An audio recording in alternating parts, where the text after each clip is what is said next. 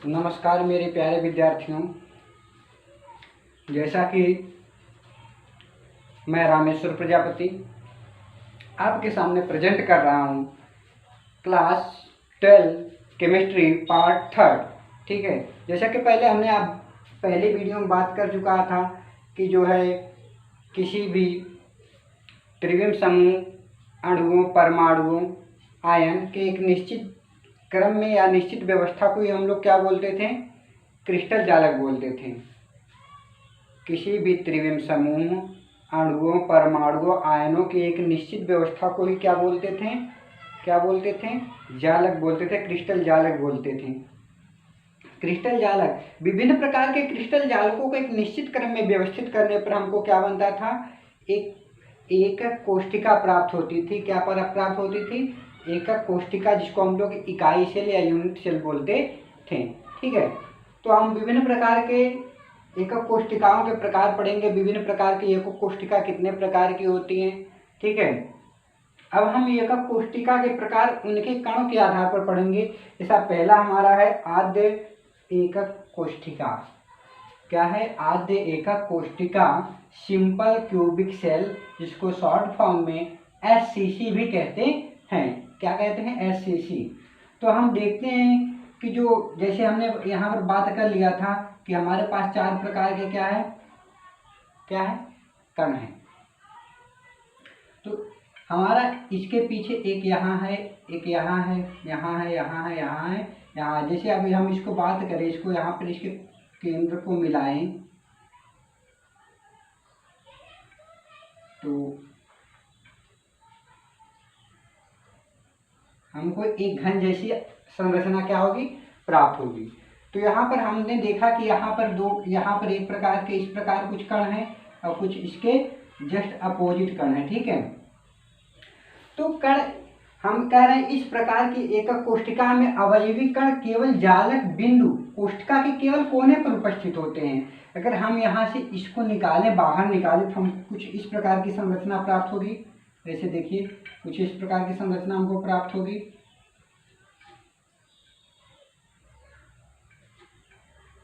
इस प्रकार की एक घनी संरचना प्राप्त होगी। ठीक है, तो ये जो क्रिस्टल जालक है यहाँ पर इसके कोने पर उपस्थित है। कहाँ पर उपस्थित है?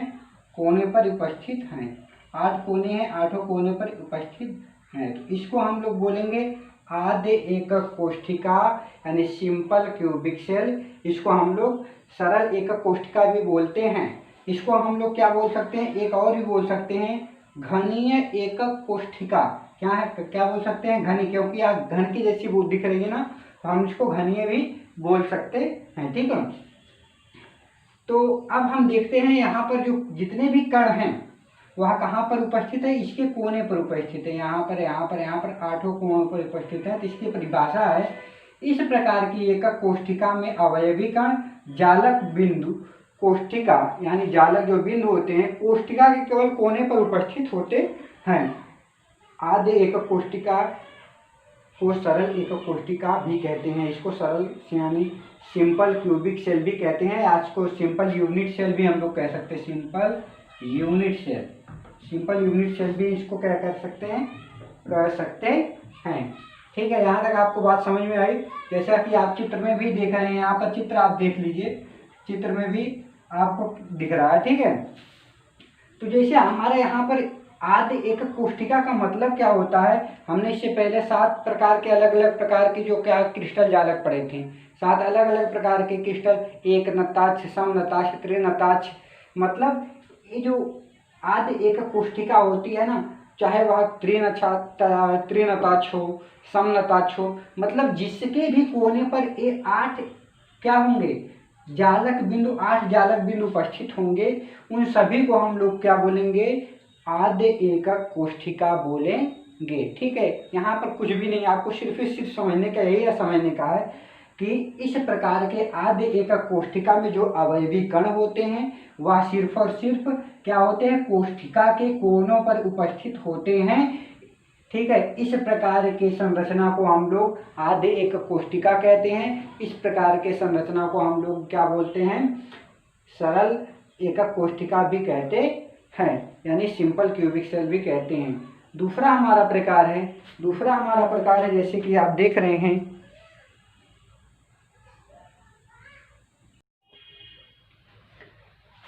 जैसा कि यहाँ पर देखिए आपको नाम से यह स्पष्ट हो रहा होगा, अंतः केंद्रीय एकक कोशिका, जिसको हम लोग बोलते हैं बॉडी सेंटर्ड सेल, शॉर्ट में बीसीसी भी कहते हैं।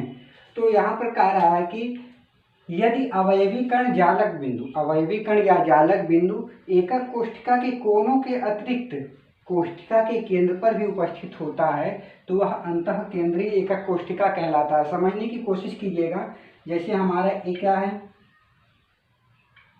यहाँ पर है,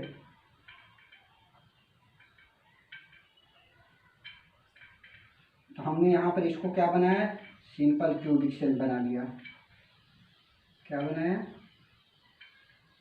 यहाँ पर बना लिया, तो हमारा क्या बन गया, आद्य एक कोशिका बन गया। यहाँ पर देखिए हर कोने पर तो एक एक जालक बिंदु है, जालक बिंदु हर कोने पर है, लेकिन एक इसके बीच में भी है, यहाँ पर भी है। ठीक है, बात करते हैं, इसको हम बाहर निकालते हैं तो हमारा इस प्रकार संरचना प्राप्त होगा। देखिए यानी हमारा एक इस प्रकार का, मतलब यहाँ पर 8 कोनों पर तो है, जालक बिंदु 8 कोने पर हैं, अवयवी कण जो है 8 कोनों पर तो हैं, लेकिन इसके अतिरिक्त उसके बीच में भी है, सेंटर में भी एक अवयवी कण है। ठीक है, तो इसको हम लोग क्या बोलेंगे, अंतः केंद्रीय एकक कोशिका। यदि अवयवी कण जालक बिंदु के कोनों के अतिरिक्त एकक कोशिका के केंद्र पर भी उपस्थित हो तो वह अंतः केंद्रीय एकक कोशिका कहलाता है। इतनी बात समझ में आपको आ गई। चलिए आगे चलते हैं। तो देखिए तीसरा हमारा क्या है, फलक केंद्रीय एकक कोशिका, इसको इंग्लिश में बोलते हैं face centred unit cell. Face centred unit cell में क्या होता है, यहाँ पर जितने भी जो क्या होते हैं अवयवी कण होते हैं, इसके कोने के अतिरिक्त, कोनों पर तो 8 रहेंगे, जैसे हम बात करते हैं इसकी, यहाँ पर एक है ना, एक हम मान लें इसको एकक कोशिका मान लें, एकक कोशिका मान लें, यहाँ 1 2 3 4 5 6 7 8 तो रहेंगे ही रहेंगे, और इसके फलक पर भी रहेंगे एक कण, एक इधर एक इधर एक इधर, एक पीछे की तरफ एक इधर एक इधर और एक इधर, मतलब 6 जो है 6 फलकों पर भी एक एक कण उपस्थित रहेंगे। तो हम इसको क्या बोलेंगे, फलक केंद्रीय एकक कोशिका। जैसे हम मान लेते हैं हमारा क्या है, यहाँ पर एक प्रकार का इस प्रकार से डायग्राम बना लेते हैं। ठीक है, तो यहाँ पर हमारा एक क्या है, एक हमारा क्यूबिक सेल है। ठीक है, तो हमारे जो एक कण रहेंगे 8 तो रहेंगे ही रहेंगे कोनों पर भी। ठीक है, ये 8 कोनों पर भी हो गए, इसके अतिरिक्त इसके फलकों पर एक ऊपर की तरफ केंद्र में रहेगा, एक इसके वाले केंद्र में रहेगा, एक उसके वाले केंद्र में रहेगा, एक सामने वाले के केंद्र में रहेगा, एक पीछे वाले के केंद्र में रहेगा और एक इसके केंद्र में रहेगा। कितने हो गए, 6 हो गए। ठीक है, तो बारी बात हो रही इस प्रकार की एकक कोशिका में जो अवयवी कण कोनों के अतिरिक्त प्रत्येक फलक पर भी होते हैं, इसको हम लोग बोलते हैं फलक केंद्रीय एकक कोशिका कहते हैं। क्या कहते हैं, फलक केंद्रीय एकक कोशिका कहते हैं। फिर चौथी और लास्ट है जो हमारा अंतः केंद्रीय एकक कोशिका, जिसको हम इंग्लिश में बोलते हैं इंड सेंटर्ड यूनिट सेल, जिसको ईसीसी के नाम से पुकारते हैं। तो बोल रहे हैं इस प्रकार के अवयवी कण कोनों के अतिरिक्त किन्हीं 2 फलकों पर के केंद्र पर उपस्थित होते हैं। अगर हम बात कर ले इसकी, ये हमारा क्या है, एकक कोशिका है। अगर हम इसको कभी कभी पकड़ते हैं तो इसको इस तरह से पकड़ेंगे, देखो इस तरह से पकड़ेंगे, एक हमारा ए हो गया, एक हमारा ए हो गया। अगर हम इस तरह से पकड़ते हैं तो एक ऊपर की तरफ हो गया, एक नीचे की तरफ हो गया। अगर हम इसको इस तरह से पकड़ते हैं इधर की तरफ हो गया, इधर की तरफ। अगर हम इसको इस तरह से पकड़ते हैं तो एक इधर की तरफ हो गया, एक इधर की तरफ हो गया। ठीक है, तो अब देखिए, तो बात कर रहा है कि जो होता है इस प्रकार के अवयवी कण कोनों के अतिरिक्त किन्हीं 2 फलकों के केंद्र पर उपस्थित होते हैं। क्या होते हैं, एकक कोशिका में अवयवी कण कोनों के अतिरिक्त किन्हीं 2 फलकों, 2 विपरीत, यहाँ पर लिख लीजिए 2 विपरीत 2 विपरीत फलकों के केंद्र पर उपस्थित होते हैं। बात कर लें हम, यहाँ पर देखिए जैसे देख सकते हैं हम, यहाँ पर हमारा 1 बन गया। ठीक है, तो अब हम देखते हैं यहाँ पर क्या होता है। यहाँ पर तो 8 रहेंगे, 1 2 3 4 5 6 7 8 तो रहेंगे, लेकिन 2 विपरीत फलकों पर अगर एक पीछे की तरफ है, ठीक है, एक पीछे की तरफ है तो हमारा एक इधर भी आएगा। ठीक है, उसी प्रकार एक और देखते हैं।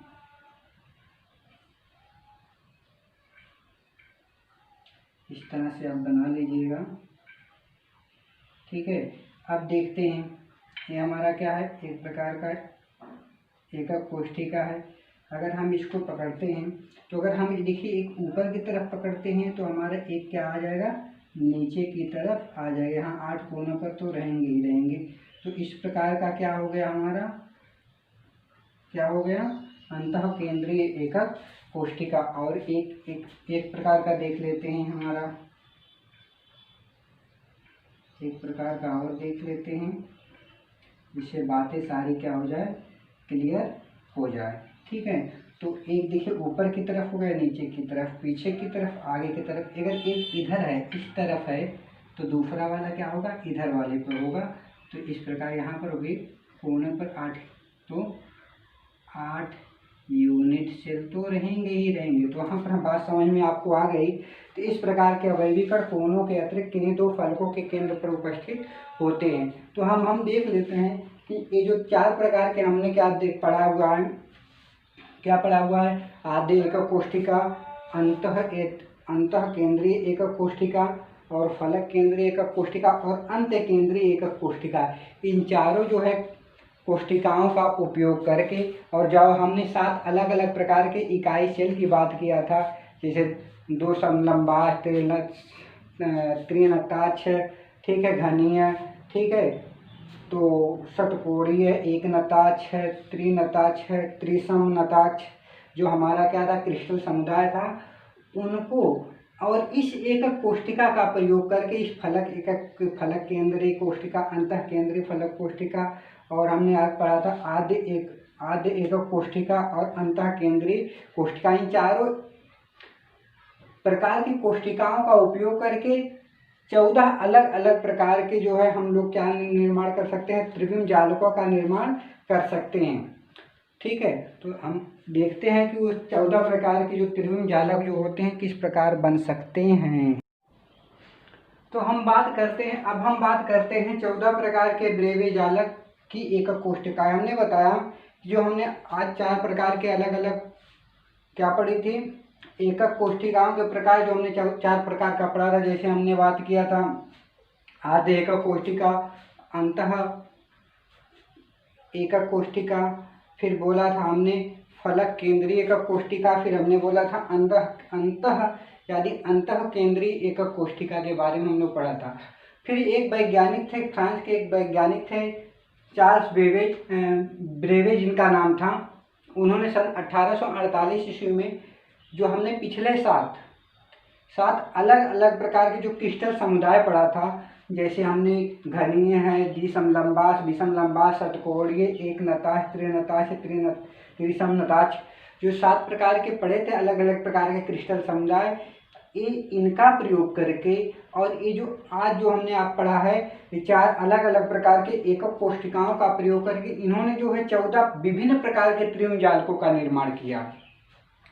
तो इन्होंने बताया कि इस दोनों का उपयोग करके 14 अलग अलग प्रकार की जो है त्रिविम जालक बनाया जा सकता है। इन जालकों को ब्रेवे जालक कहते हैं। तो हम देखते हैं 14 प्रकार के ब्रेवे जालक की एकक कोष्ठिकाएं क्या हैं। इसको ब्रेवे जालक क्या है, फ्रांस के गणितज्ञ ब्रेवे ने 1848 में बताया कि 7 क्रिस्टल समुदायों को, जैसे कि आप देख रहे हैं क्रिस्टल समुदाय, उनकी एकक कोष्ठिका में कणों की व्यवस्था के आधार पर, जो हमने 4 अलग अलग प्रकार के कणों की व्यवस्था बताया है, उस पे कणों की व्यवस्था के आधार पर 14 विभिन्न प्रकार के त्रिविम जालकों में बांटा जा सकता है। उन्होंने बताया कि इस प्रकार इसका उपयोग करके 7 क्रिस्टल समुदाय और 4 एकक कोष्ठिका के प्रकार का उपयोग करके जो 14 विभिन्न प्रकार के त्रिविम जालकों का निर्माण किया जा सकता है, इन्हें ही क्या कहते हैं, ब्रेवे जालक कहते हैं। तो हमने नीचे डिफाइन करने के लिए इसको बताया कि क्रिस्टल समुदाय क्या है। सातों क्रिस्टल समुदाय आपका पढ़ चुके हैं। घनी क्या होता है, द्विसमलंबास क्या होता है, विषमलंबास क्या होता है, षटकोणी क्या होता है, एक नताज क्या होता है, त्रिसमनताज क्या होता है, त्रिनताज क्या होता है। तो जो हमने 4 अलग अलग प्रकार के जो क्रिस्टल जालक पढ़े हैं, यानी एकक कोष्ठिकाओं के जो प्रकार पढ़े हैं, तो उनको देखते हैं। घनी में क्या SCC हो सकता है, BCC हो सकता है, ECC हो सकता है। 3 प्रकार के घने एकक कोष्ठिकाओं में 3 प्रकार के क्या हो सकता है, 3 प्रकार के ये जो होता है क्रिस्टल जालक होता है, 3 प्रकार के एकक कोष्ठिकाओं का प्रयोग किया जा सकता है। यानी घनी एकक कोष्ठिकाओं में जो घनी एकक कोष्ठिका होता है, यहाँ इस प्रकार घनी एकक कोष्ठिका होता है, इनमें SCC हो सकता है। क्या SCC का मतलब इसके 8 कोनों पर एक इलेक्ट्रॉन एक कण हो सकता है। क्या हो सकता है। BCC हो सकता है। क्या BCC का मतलब हमने क्या पढ़ा था, बॉडी सेंटर्ड सेल, मतलब क्या होता है अंतः केंद्रीय एकक कोष्ठिका, इसके बीच में एक कण हो सकता है। क्या हो सकता है। ECC का मतलब हमने क्या पढ़ा था, ECC का मतलब एंड सेंटर्ड यूनिट सेल, इसके दोनों विभिन्न प्रकार के मतलब दोनों विपरीत फलकों पर एक कण हो सकता है। क्या हो सकता है। तो यानी घनी में 3 अलग अलग प्रकार के क्या बन सकते हैं, क्रिस्टल या त्रिविम जालक बन सकते हैं। द्विसमलंबास में भी उसी प्रकार से SCC बन सकता है, BCC बन सकता है। तो यहाँ पर देखिए, यहाँ पर SCC जो बन रहा है, यहाँ पर SCC जो बन रहा है, दोनों अलग हैं। दोनों क्या है, अलग हैं। जैसे हमने घनी की बात किया था, घनी की बात करते A बराबर B बराबर C, A बराबर हो कणों की बात कर ले, अल्फा कण बराबर बीटा कण बराबर गामा कण होता था कितने अंश का, 90 अंश का। लेकिन जो द्विसमलंबास में A बराबर होता था B के, लेकिन B नहीं बराबर होता था C के, लेकिन कोण जो होता है अल्फा बराबर बीटा बराबर गामा बराबर 90 अंश का होता था द्विसमलंबास की। तो इसका जो है SCC कैसे बनेगा, इसका SCC हम देख सकते हैं कुछ इस प्रकार से बनेगा, क्योंकि इसके जो सभी क्या है ABC सभी क्या है आपस में बराबर हैं। ABC आपस में क्या है, सब बराबर हैं। तो इसका इस प्रकार कुछ इस प्रकार से क्या बनेगा, SCC बनेगा। लेकिन हम द्विसमलंबास की बात करते हैं, मतलब 2 समान लंब के हैं। ठीक है, यानी इसकी हम बात कर ले SCC की, तो इसकी देखिए क्या है, A B समान है लेकिन C समान नहीं है। A क्या है, A B समान है लेकिन C समान नहीं है। तो इसका हम क्या उपयोग कर सकते हैं, करके बना सकते हैं क्या, देखिए बना सकते हैं क्या, देखिए इस प्रकार से आपका हो जाएगा, इस प्रकार से हो जाएगा और आपका नीचे यहाँ चला आएगा और आप देख सकते हैं यहाँ पर हो गया। ठीक है, तो अब हम आपका क्या क्या बना सकते हैं, ठीक है, आप देख सकते हैं आप किस प्रकार से बन जाएगा आपका। तो हमारा जो होता है द्विसमलंबास में SCC हमारा कुछ इस तरह से बनेगा। ठीक है, तो हम देख सकते हैं कि सभी के लिए जो होता है, जो SCC हो सकता है, FCC हो सकता है, ECC हो सकता है या BCC हो सकता है, इन सभी के लिए क्या होता है, भिन्न भिन्न हो सकता है। ठीक है, तो अब हम बात कर लेते हैं इनके कितने कितने प्रकार के बन सकते हैं। देखिए कुल 14 प्रकार के हम काउंट कर सकते हैं। देखिए 14 प्रकार के काउंट करते हैं, क्या होते हैं, क्या 14 प्रकार के देख लीजिए। हमने बात किया है कि यहाँ पर घनी में SCC, BCC, ECC हो सकते हैं, कुल कितने हो सकते हैं, 3। द्विसमलंबास में कितने हो सकते हैं, SCC, BCC 2। विषमलंबास में 1 2 3 4 हो सकते हैं। ठीक है, षटकोणी में 1 नताक्ष में 2, त्रिनताक्ष में 1, त्रिसमनताक्ष में 1 और त्रिनताक्ष में 1। तो टोटल को हम करते हैं 3 2 5 4 9 1 10 4 14 प्रकार के हमारे क्या हो सकते हैं, ब्रेवी जालक का निर्माण होता है। ठीक है, अब हम आगे बात करेंगे अपने नेक्स्ट वीडियो में। यहाँ की वीडियो को आप लोग लाइक कीजिए, जो भी कुछ समझ में नहीं आता है तो कमेंट करके आप हमसे पूछ सकते हैं। ठीक है, हमारे दिए गए नंबरों पर कॉल करके हमसे पूछ सकते हैं। अभी कोई भी दिक्कत है, कोई भी परेशानी है तो आप हमसे राय ले सकते हैं। ठीक है, वीडियो को लाइक कीजिए, शेयर कीजिए, सब्सक्राइब कीजिए, अपने दोस्तों के पास इसको शेयर कीजिए। थैंक यू मित्रों, जय हिंद।